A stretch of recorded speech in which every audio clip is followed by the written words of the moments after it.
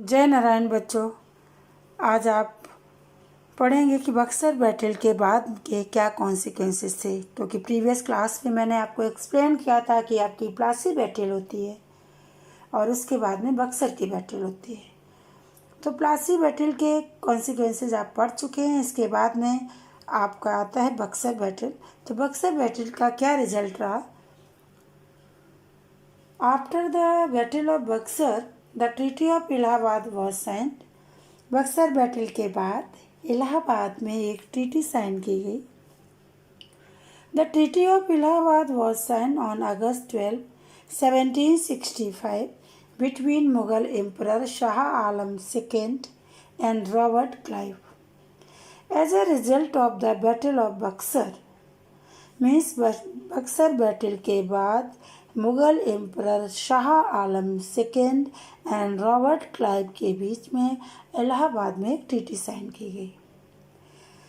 और इस ट्रीटी में क्या रहता है? East India company got a strong political footing in India. Means political power strong होती है ईस्ट इंडिया कंपनी की।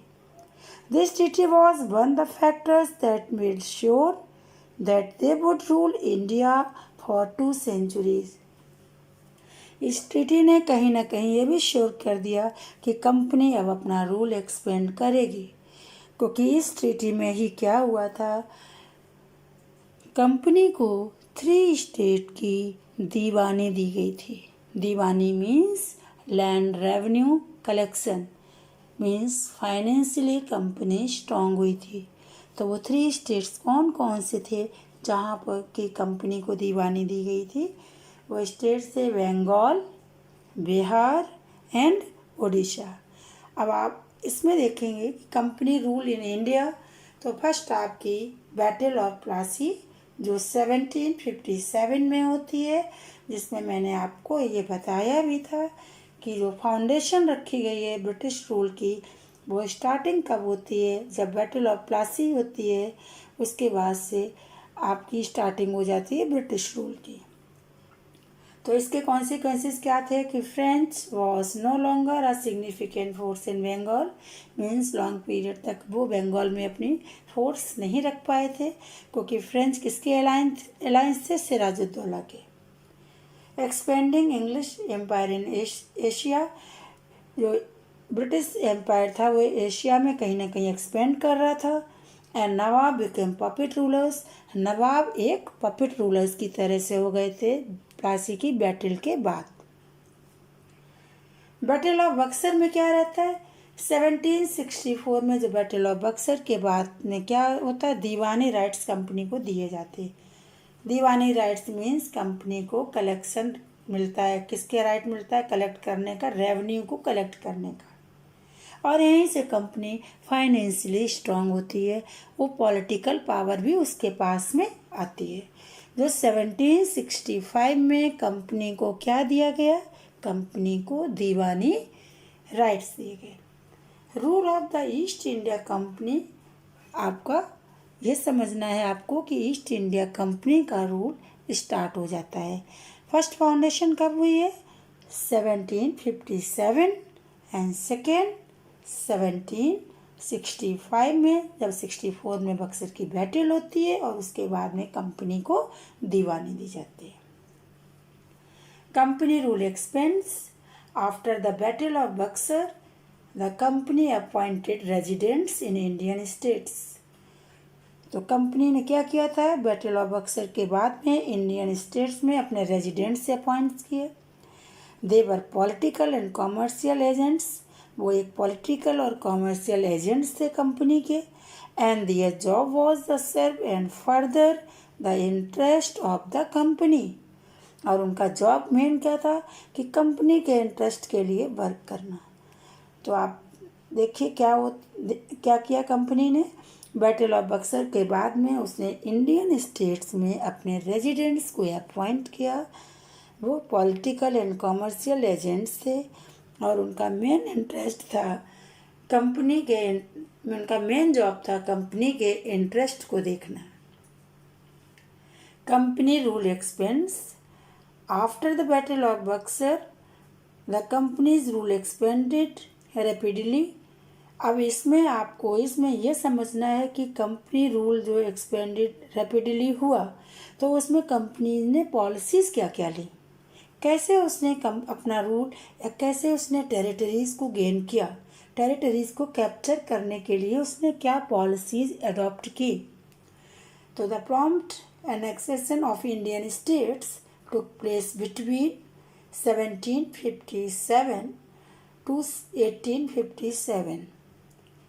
1757 to 1857 के बीच में टेरिटरीज कंपनी कैसे लेती है, कंपनी अपना रूल कैसे एक्सपेंड करती है। This was due to a few of the policies that were adopted by the British. तो ब्रिटिश ने 3 पॉलिसीज अडॉप्ट की थी। फर्स्ट थी सब्सिडरी अलायंस, सेकेंड थी क्लेम टू पैरामाउंटेसी, थर्ड थी डॉक्ट्राइन ऑफ लेप्स। इन तीनों से कंपनी ने अपना रूल एक्सपेंड किया। तो 3 आपकी कौन कौन सी पॉलिसीज थी?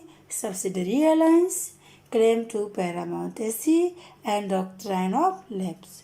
आज आप पढ़ेंगे कि सब्सिडरी अलायंस क्या थी। Subsidiary alliance, sometimes the company forced the states into a subsidiary alliance। कुछ टाइम के बाद कंपनी ने क्या किया, जो स्टेट्स थे पहले तो रेजिडेंट से अपॉइंट किए थे, आपने पढ़ा। इसके बाद में उसने इंडियन स्टेट्स में क्या किया था, सब्सिडरी अलायंस लाई थी।